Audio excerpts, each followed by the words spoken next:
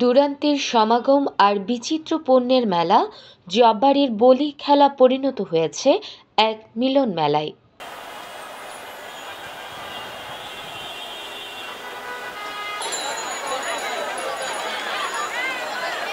জব্বারের বলি খেলাকে কেন্দ্র করে লালদীঘির পাড়ে বসেছে এক বিশাল মেলা। শুধু চট্টগ্রাম নয়, দেশের বিভিন্ন প্রান্ত থেকে দোকানিরা এসেছেন তাদের পসরা নিয়ে।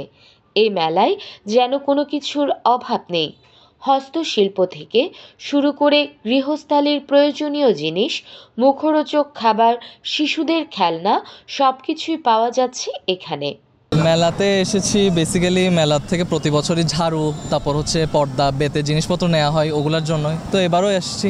এখন প্রথম দিন যেহেতু মাত্র টুকটাক ওঠা শুরু হয়েছে, এখনও পুরোপুরি উঠে নাই, তো টুকটাকের মধ্যে জোরটুক পাওয়া যায় আর কি। না, জিনিস উঠে এরকম কোনো বাদ না, সব জিনিস একদম সব কিছু পাওয়া যায় এখানে। মানে কেউ এনেছেন হাতের তৈরি বাঁশের ও বেতের সামগ্রী, কারো দোকানে ঝলমল করছে রঙিন পোশাক আর গয়না। লোকশিল্পের নানা নিদর্শন যেমন মাটির তৈরি পুতুল, কাঠের কারুকার্য নজর কাটছে দর্শনার্থীদের। কিনার মধ্যে বেতের আইটেমগুলো স্পেশাল আমার কাছে। এগুলো খুব ইউনিক ডিজাইনে আছে এখন বর্তমানে। ওই কিছু টপ আছে, কিছু বসার মোড়া টাইপের, যেগুলো আমরা লোকাল ভাষায় বলি, ওরকমই আছে। আর অ্যাভেলেবেলের মধ্যে অন্য কিছু ফুলের আছে, ফুলের আইটেম, কুকারিজের আইটেম। ধরতে গেলে এই বলি খেলার আমাদের একটা উপলক্ষ, একটা ইয়ার মতো, ফেস্টিভ্যালের মতো সব কিছু অ্যাভেলেবেল এখন যদি কেনাকাটার মধ্যে যান। এছাড়াও ঐতিহ্যবাহী পিঠা পুলি থেকে শুরু করে আধুনিক ফাস্টফুড খাবারের দোকানগুলোতেও ভিড় লেগেই আছে। দূর দূরান্ত থেকে আসা দোকানিরা জানান, এই মেলার একটি বিশেষ আকর্ষণ রয়েছে।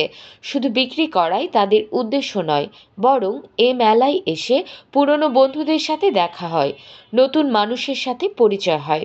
অনেকে বংশ পরম্পরায় এই মেলায় দোকান বসিয়ে আসছেন।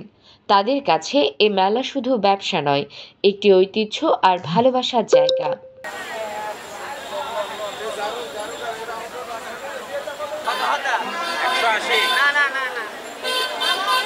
মেলায় ঘুরতে আসা দর্শনার্থীরাও মুগ্ধ এমন বিচিত্র পণ্যের সমাহার দেখে। অনেকেই জানান, অন্য কোথাও এত ধরনের দেশীয় পণ্য এক জায়গায় পাওয়া যায় না। দর দাম করে পছন্দের জিনিস কিনতে পেরে খুশি ক্রেতারা। এই মেলা শুধু একটি বাণিজ্যিক কেন্দ্র নয়, এটি মিলন ক্ষেত্র। জব্বারের বলি খেলার পাশাপাশি এই মেলাও হয়ে উঠেছে চট্টগ্রামের মানুষের জন্য এক আনন্দময় মিলনস্থল।